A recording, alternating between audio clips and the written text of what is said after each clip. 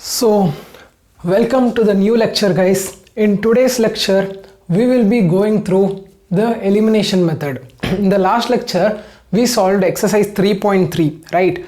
That was based upon the substitution method of solving pair of linear equations in two variable. So all these methods which you are studying now, be it the substitution method, be it the elimination method, or be it the cross multiplication method which you are going to study in the further lectures, are based upon the main topic called as algebraic method of solving pair of linear equations in two variables. So in the first two lectures of this chapter, we saw the graphical method, right? Now we are seeing the algebraical methods. So in the last lecture, the substitution method, we completed it completely. We also in the before two lectures, we solved the examples based upon substitution method. In the last lecture, we solved the entire exercise 3.3 based upon elimination. Now in this lecture, we'll go ahead with examples of elimination method and how we should approach this elimination method questions, right, through elimination method. So in elimination method, guys, when you hear the word elimination, what comes in your mind? You are eliminating one thing with another thing. That was substitution, right? Here you will be eliminating one quantity. You will be eliminating one variable. Out of two variables, you will eliminate one variable and then solve them. In last question, if you see, in the last the substitution method, if you see, we substituted it, right? We substituted the value of x in terms of y, so that the entire equation we got in the form of y, right? In this, we'll just eliminate x and then bring the equation in the form of y, right? Let's go ahead and see, guys. Let's take an example and then I'll teach you with the example itself, so it will be easy to understand. The example is the ratio of incomes of two persons is 9:7 and the ratios of their expenditure is 4:3.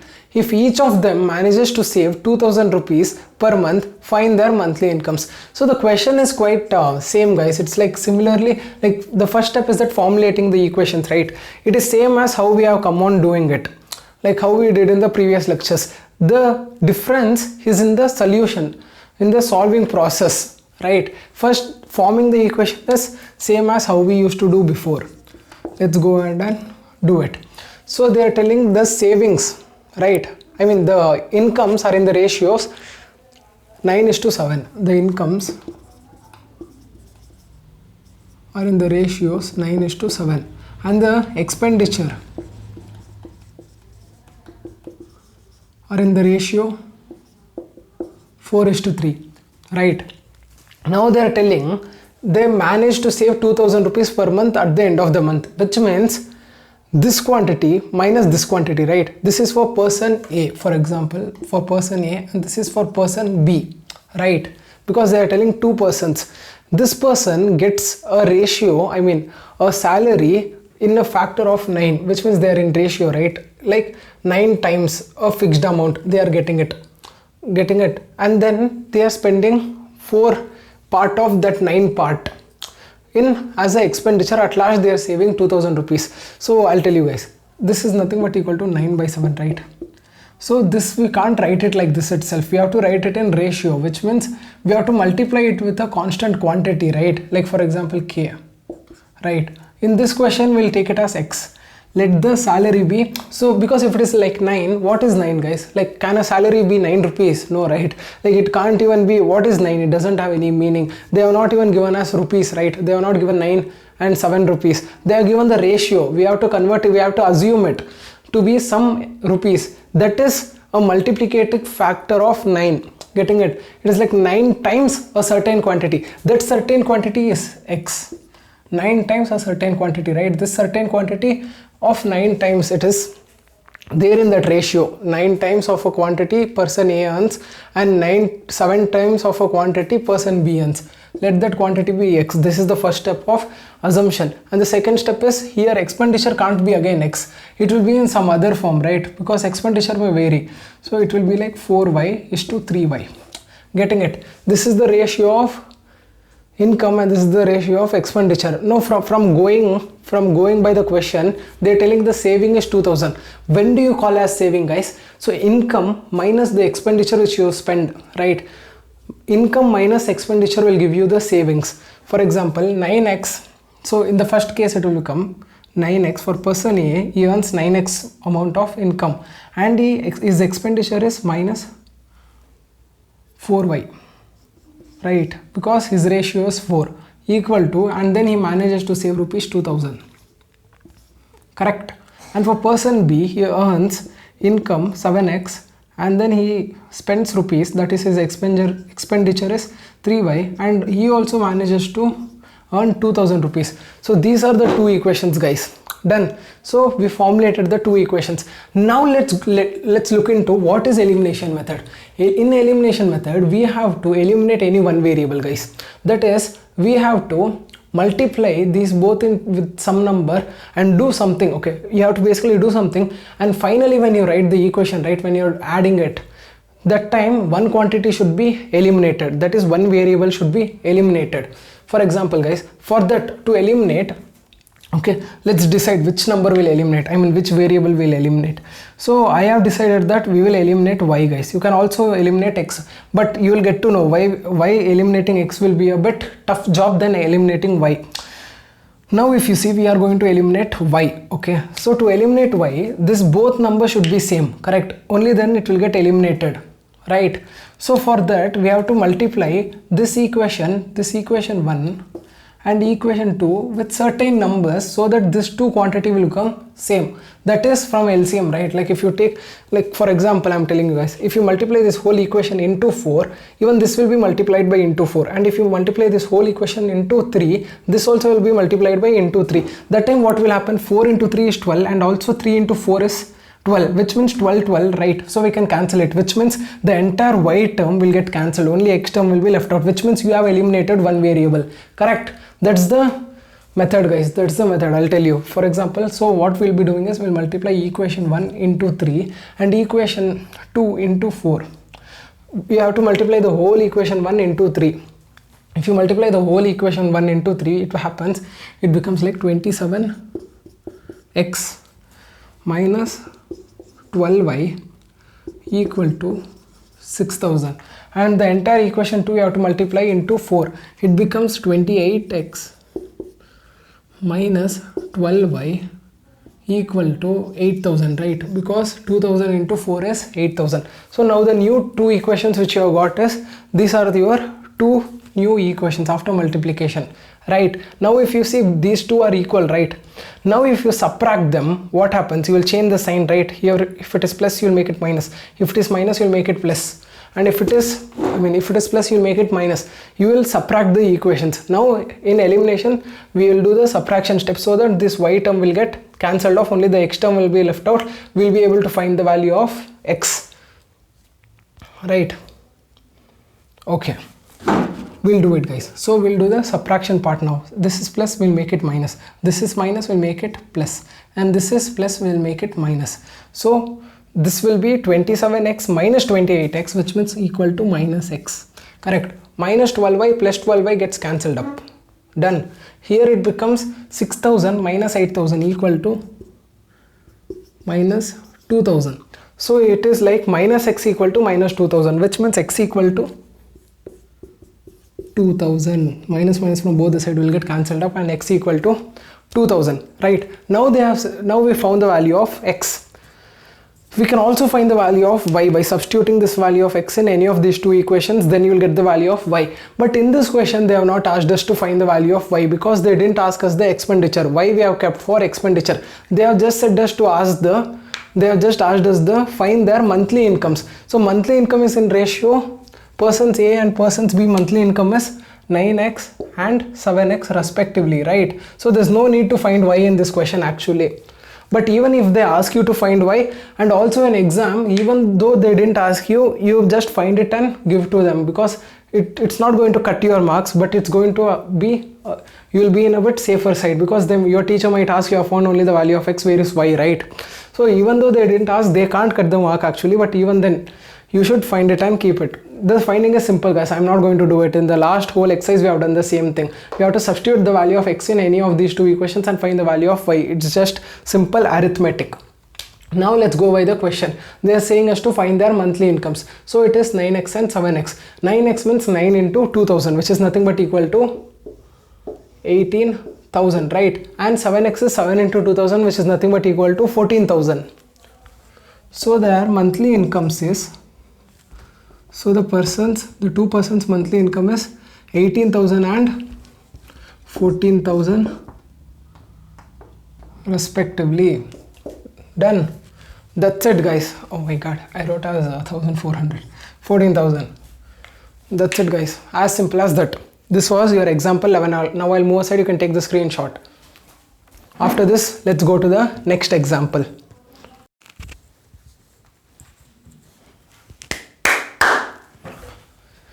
So guys, now let's go to example 12. In example 12, they have given us use elimination method to find all possible solutions of the following pair of linear equations, and then they have given us two equations, 2x plus 3y equal to 8, 4x plus 6y equal to 7. So guys, so what's the first step? They have given the equation. In the previous question, we formulated our own equation, right, with using the incomes and the expenditure. In this, they have made our job a bit easy because they have already given us the equation. We have to just go ahead and solve using the elimination method. That's it guys. So the first step in elimination method is you have to multiply equation 1 and equation 2 with such numbers, not necessarily the same numbers, with even different numbers, with such numbers that one number, one term, that is either the term with x or with the term with y, gets eliminated, which means it becomes same. So either the y term in both the equation or else the x term in both the equation should become exactly same, so that when you subtract it, one term will get eliminated, and then you can find the value of other term easily, because it's just a linear equation in one variable, and you know that linear equation one variable, we can easily find the solution. So first step is that we'll mark this as equation 1 and this as equation 2. Done. Now what number we have to multiply equation 1 and 2 with, so that we eliminate, we get same value. So if you see here guys, in this equation, this is 2x and this is 4x. So if you multiply this whole equation into 2, and this, let it be like this only, which means this as into 1 and this as into 2, if you multiply, you will get here as 4x, which means they both are same. So while subtracting this, the x term will get cancelled. So then you will be able to find the value of y term easily. But in this question, what happens is guys, so let's start multiplying it, okay? So I'll write the multiplied equation here.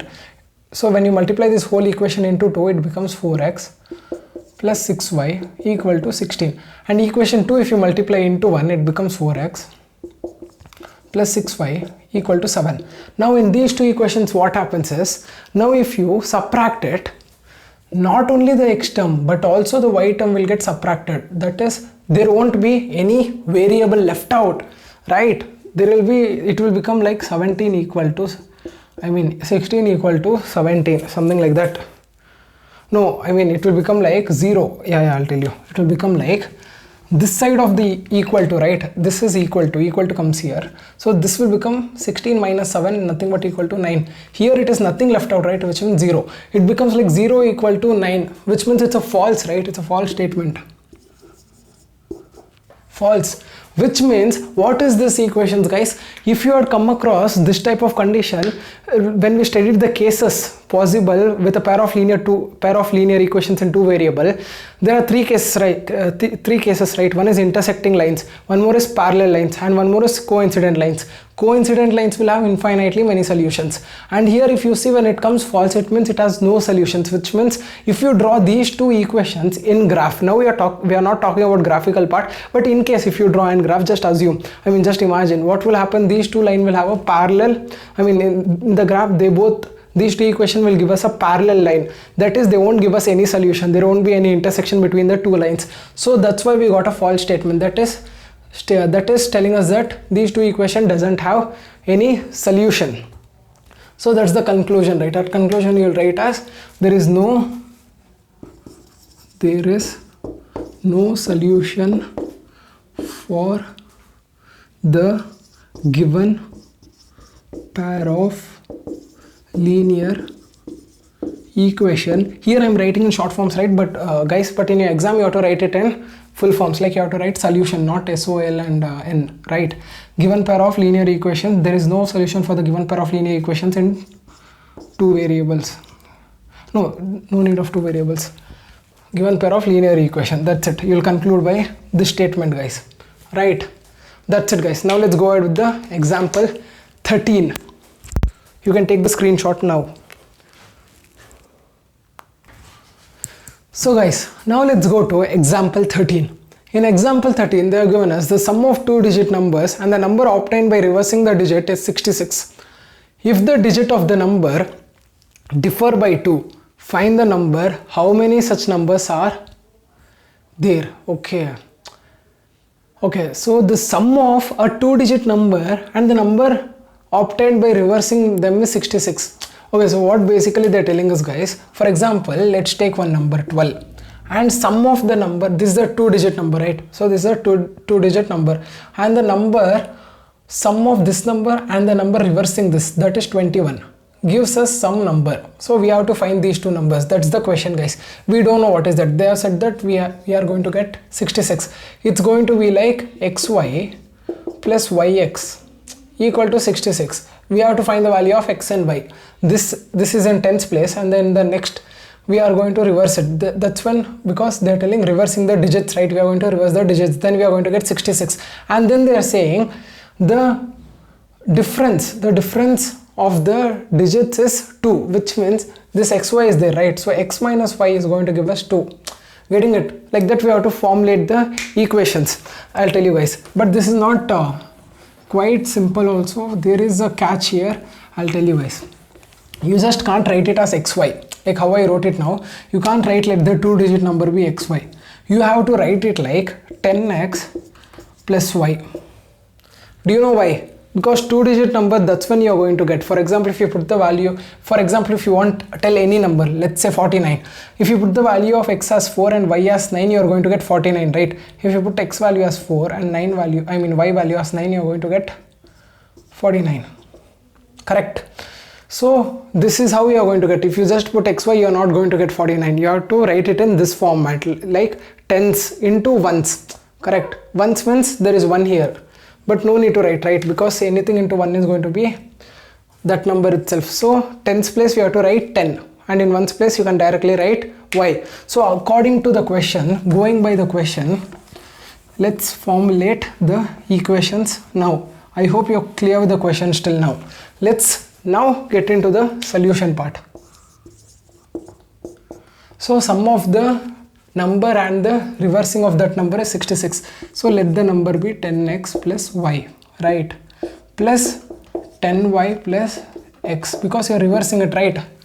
Reversing the number. So it's going to give us like this, is equal to 66, right? Before this, in your exam you have to write the assumption steps, guys. I'm not writing here, but you have to write it in your exam. Also now when you're copying it down, when you're watching my lectures, you have to write it that let x be the tens number, tens digit, and y be the ones digit, and then reversing that the ones digit comes to the place of tens digit, and in place of ones digit, tens digits go there, right? You have to write it like this clearly before this here somewhere. Getting it? Before writing the equations. Okay, now let's go to the formulating the second equation. So we formulated this first equation. Let's first formulate this completely, guys. Let's simplify it. So 10x plus x is 11x, right? And 10y plus y is 11y equal to 66. Now what is the common number which you can divide all the terms with? So let's divide all the terms with 11.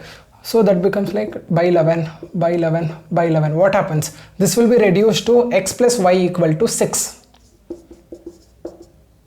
Correct? I mean, it becomes equal to x plus y equal to 6, because 66 by 11 is 6. This is the first equation which we have formulated. Now we have to go to formulate the second equation. Second equation, they are telling the difference between the digits is 2. So the difference between the digit is x minus y equal to 2. Correct? Because difference between the digits means difference between the tens and the ones digit, right? So we'll write it as x minus y equal to 2. But there is one more possibility, guys. It can also be y minus x equal to 2. Tell me why. Because for example, let's take let the number be 64, something like this, like that. So x minus y will give us 2, right? 6 minus 4 is going to give us 2. But if it is 46, this x minus y is not going to give us 2, because x minus y will give us minus 2, right? Because greater value is 6. So that time what we'll write as y minus x. Getting it? So the number can be anything. It can either be 46 or 64, because if you reverse them and add them, you're going to get that number, something like 66, which they have given in the question, which you have to find out. So we exactly don't know what is the number, right? So there are two possibilities. Either the tens place may be more than the ones place, that time it will be 2. Either the ones place might be more than the tens place by 2, that time we'll get when the subtraction will get us 2. So there are two cases possible, guys. So these two cases we have to consider first, right? Now let's go ahead. Done. So let's take the first equation. Let's take among these two, let's take this as the second equation. Done. So this is the first equation, and this is the second equation. Now what you have to do, guys? Now you have to eliminate one variable among these two, right? So what I'll do, this is the second equation. So what I'll do, I'll just add these two equations. When you add plus y and minus y, what happens? It will become equal to 0, right? So in this case, there's no need to subtract. If you subtract, we'll get the value of y. We won't get the value of x. So do anything, guys. You can do either subtraction or addition. So in this, I'll do just addition. So if you do addition, what will happen? Minus y plus y minus y equal to 0. It will get cancelled. X plus x equal to 2x, and 6 plus 2 equal to 8. So x equal to 8 by 2, which is nothing but equal to 4. So x equal to 4. Now if I put the value of x back into the equation, it becomes 4 plus y equal to 6. So 4 plus what equal to 6? 4 plus 2 equal to 6, which means y equal to 2. Correct. So what is the number? The number which we assumed was this one, right? This was the reverse of that number. So this was the number which we assumed. Correct. So if you put back these two values in the assumed thing, that is, if the number, wait, first we have to write it like this, guys. Before all this, we have to write, let the number be 10x plus y. So now we will substitute it. What will it happen? 10 into 4 plus 2 equal to 42. Correct. So the number is 42. Done. This is the solution. Now there is one more thing, guys. This was case 1. We have to deal with case 2 as well, right? Because there's one more case possible, because y minus x also can be equal to 2. Now we have to take this and this. First, earlier we took this equation and first one, right? Now we have to take this and the second one. So let me do it here, guys. Let me take the first equation here, x plus y equal to 6, and the second equation here. So let me rearrange and write it. Let me write it as minus x plus y equal to 2. Now again I'll do the same addition, guys. Okay, so I'll do the addition. Plus x and minus x will get cancelled, and y plus y will become 2y equal to 6 plus 2 equal to 8, right? So 6 plus 2 will become equal to 8, which means y will become equal to 4. Done. In this case, we are going to get y as 4, right? If you try to find the number which will get by putting it in the equation like this. Now if you let the number be 10x plus y, right? Now let's put it here. So if the x is, if y is 4, if you put back in the equation x, you are going to get as 2. So in this case, we are going to get, this was case 2, guys. Right, this was case 2 and this was case 1. Case 1 solution, we got x and y value like this, and case 2 solution, we are going to get the x and y value as 2 and 4, which means here if we solve for the case 2, right, if we solve for the case 2, we will get as 10x plus y. In place of x and y, if you place it, you will be getting as 10 into 2 plus 4, which means 24. Getting it? Yeah, you will get as 24, and the reverse of that number you will be getting as 42. Here the reverse of that number you will be getting as 24. But if you see in either of the cases, if you add those two numbers, right, you are going to get 66 only, because 42 into 24 is also 66. 24 plus 42 also is equal to 66. So this is the final solution, guys. So the number can be either 24 or 42. 24 and 42 are the two such numbers. So they are asking how many such numbers are there. There are two cases formed which satisfy this criteria, right? Which means there are two numbers existing like that which will obey these two conditions. So the final answer is there are two numbers, that is 24 and 42. That's it, guys. Let me just check it once.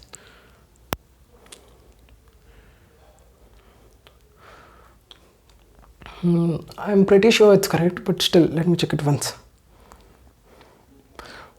Yeah, so there are two such numbers, 42 and 24. That's it, guys. They have given the verification also. They have given verification like 42 plus 24 equal to 66, and 4 minus 2 is also equal to 2, and also 24 plus 42 is equal to 66, and 4 minus 2 is equal to 2. That's it, guys. So we are done with the example 13.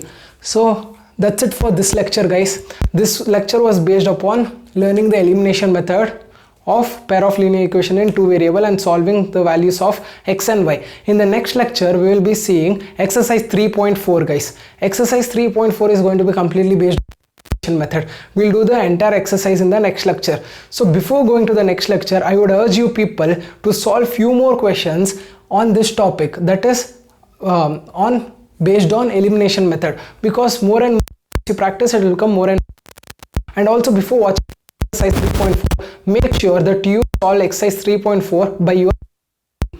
And if you are able to solve it by yourself, then it's well and good, right? And if you're not able to solve it, then you can watch my lectures. And also if you're not, few questions, if you didn't get few tough questions, particularly that question, you can watch my lecture and get to know. So I'll be going in the systematic order itself, from the first question to the last question as per the answer.